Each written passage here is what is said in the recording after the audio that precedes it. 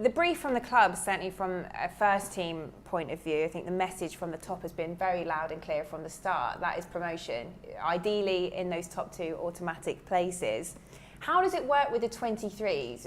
Do you get the same kind of instruction from the top, or I suppose what are your main priorities? Obviously our priorities as an academy is to produce players, that can, push into the first team and have the opportunity to break into a first team. But obviously we need to be competitive, and we need to be able to compete in our league. And I think we've got a squad that allows us now to be able to have the best of both worlds, so we can compete in our 23s league at the same time having players up with the first team. But I think in general, everyone wants to try and push their boys into the first team and have some success there. Yeah, I suppose there's a couple of different routes they can take, Richard. It's whether they do make it up into that first team, or whether you develop them for the club to then sell them on, which can be equally as important. So is it just about really just looking at that individual case and working out what's best for them as well as the club? Absolutely. I mean, I think in development you look at the individual first and foremost, and then you look at the team ethic. But also, I mean, every club differs from what they expect from 23s, 18, 16. Some clubs it's all about winning. For some clubs it's about development. For me personally as a coach, I think Omar's the same. It's about development. We played. I mean, it's easy to talk about Aaron Wan-Bissaka. Of course it is, because we sold him for 50 million. But we played him at right back for about a month, and we conceded goals because of Aaron. I was getting emails. We're not winning. We're not winning. We're not winning. So just be patient. What did you see in him? Well, I saw. He was a really good defender actually. He was actually a left winger, believe it or not. We ended up playing him at right back, and he could tackle, and he had this amazing legs, that long legs that would just go around and wrap around people, and his defending side of it, 1v1 was excellent. And what he didn't understand was the tactical side. So development's a lot about patience as well. And if we never had that patience with Aaron, he would never have gone to Manchester United and the club wouldn't have made 50 million. So there is that side of it where winning's all well and good, but you still have to look at the development side of it as well. We've talked a little bit about Joseph Hungbo, but he's not the only one by any means who's had experience with the first team this season. What is the process? What do you have to go through when you've got a player who you feel is ready for that step up and ready to go forward into the first team? Is it up to you to go and inform the head coach, or is there someone else you go to, like a middleman, or how do these things work? I think it changes with different managers and different personnel. Obviously we've had a couple of different changes to our management staff within the first team. With one manager, it might be that you talk to them individually. With another manager, it might be that there's an in-between man, and you have to make sure that you know who that is and who we can approach. But in general, if we think somebody is doing well, it's obvious to see, and we come together as a staff and we discuss that, and then we do what's needed to push them up into the first team. If it is talking to the manager, if it is talking to the academy manager, as long as he gets there, it doesn't really matter who sends the message. What's the situation with Xisco? I mean, I know he's not been here too long, but is there a pretty good dialogue there between you two? There's been a couple of times we've managed to talk. He's been very busy over this period, obviously coming in and having to do what's necessary. So at the minute it's probably dialogue between ourselves, the academy managers, Cristiano, when it comes to players going up into that group. I suppose, Richard, as well, it works both ways, especially in a season like this. He might need to come to you if we're suffering from injury issues, or perhaps there's places in the squad with a system that he wants to employ where he thinks actually we need a few more players in that position. Not only are you trying to push players that way, but he might genuinely need them. Absolutely, and for me, our role is facilitating the first team, because if the first team are winning games, the whole club is a better place to be, a better place to go and work in. Same for us here on Hive. Yeah, I'm sure that's like any workplace, of course it is. But it's good that we see the young players go and play in the first team environment, go and train in the first team environment. For us, as long as they get minutes and it doesn't halt their development, it's fine, it's great. And I think they've been great so far. And the first team players have got great experience and great exposure. The boys playing up with the first team at present, great exposure by being in and around the first team, seeing how they play, how they train, difficult maybe tactical side of it with the manager. So that will only advance their development, in my opinion. When they then come back to you, are they a bit like, wow, not necessarily rabbit in headlights, but just how big is that jump from the 23s up to the first team? What's important for us is that when we send them over there, we're putting them in a position where that jump isn't too isn't too big. But we know, obviously, senior football and 23s football is a massive jump in respect of intensity, in respect of how hard the players work. But we try to create an intensity within the 23s group that when they go, the gap is not too big. But you can never bridge the difference between experience and conditioning of first team and strength of first team players in respect of our 23s. So it is a big jump, but we try and do all we can to make sure that when they do go over, they're in the best possible position to do so. Yeah. Do you think as time goes on, Rich, as well, that jump gets even bigger between the two? I do at present, because I think, I don't go well when we played, etc. But the game has got quicker. We can say what we like. It's got quicker. Pitches have got better. Equipment's lighter. And it just seems to be getting quicker year in, year out. So it's how do we bridge that gap with the younger players? And I think with them having exposure with the first team at the moment, they're getting used to it. I mean, they're training with people like Troy Deeney, Andre Gray, Tom Cleverley, who's been at Manchester United. These are fantastic players that you can learn from. And I think sometimes you can do so much in 23s and the 18s, but it's not until you step on the same pitch as them guys and they're playing balls off of 1 touch and 2 touch and the intensity of it, that you actually start to learn. So for us, for them guys being out there with the first team, I don't know what you think, but it's a good thing and it can only enhance their development. The one thing I do think, though, is that these players, when they do come through, a huge factor they have to deal with are the crowds. All of a sudden, you go from playing on a training ground. I don't know how, on average, how many people in normal times would you get watching an under-23s game? Not a lot. No. Right. No. And then all of a sudden you might be at Vicarage Road or even away at Old Trafford and you've got tens of thousands. However, in these times, with no crowds there at all, do you think that's making things perhaps a little bit easier for these players to adjust? We were discussing this earlier, and it depends how the player deals with things. Some players don't deal with fans too well, and some players, love the fans, love the fact that they get a response from the fans, and it pushes them and eggs them on even more to perform even more. So I suppose over this period where there hasn't been fans in the stadium, I suppose there wouldn't be that added pressure of when they're making mistakes that people are not on them.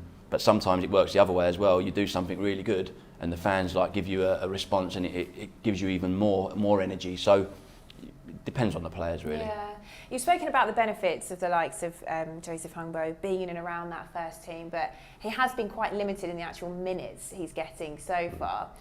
Can it almost work the other way, in that you might get a player come back to you that's then actually a little bit frustrated? They've tasted it, but they've not quite been there, and then you've got another whole situation to manage.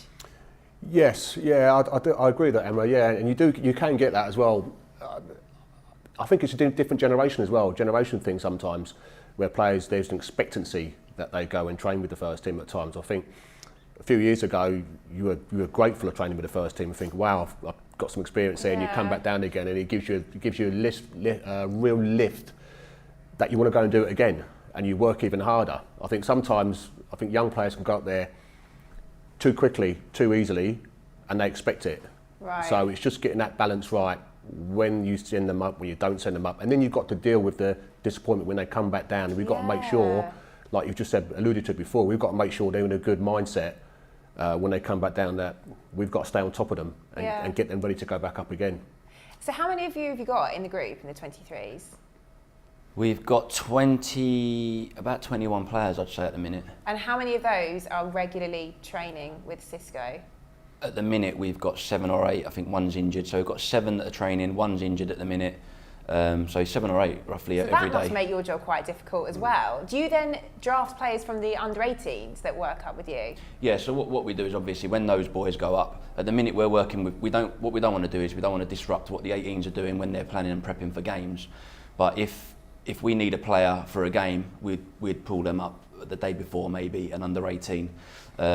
So we try and balance everything so that we don't cause too many issues with the 18s, too many issues with the first team. Yeah. So we're those middlemen that sort of just try and make sure that everything's balanced. I suppose, though, that can have probably quite a positive impact down the chain, though, can it? Because in the same way those 23 players are getting first team experience, you've then got under-18s that are playing above the standard which perhaps they should be at that age. Absolutely. I think if you go down even more, the 16s then pop up to the 18s and the 15s and the 16s. At the moment, obviously, with the pandemic and COVID, it's obviously difficult with the younger age groups not training at the moment. So that's caused issues in itself, and I think it takes a bit of managing just to make sure we all get that right. But that's what should happen. That's what has been happening with the 18s. We've got Jack Birchall, George Langston, Sonny Everton. We've had a few really good. I've certainly been impressed with the 18s, and from what I've seen that's come into our group. Yeah. And that can only bode well for them coming into the 23s group full time next year.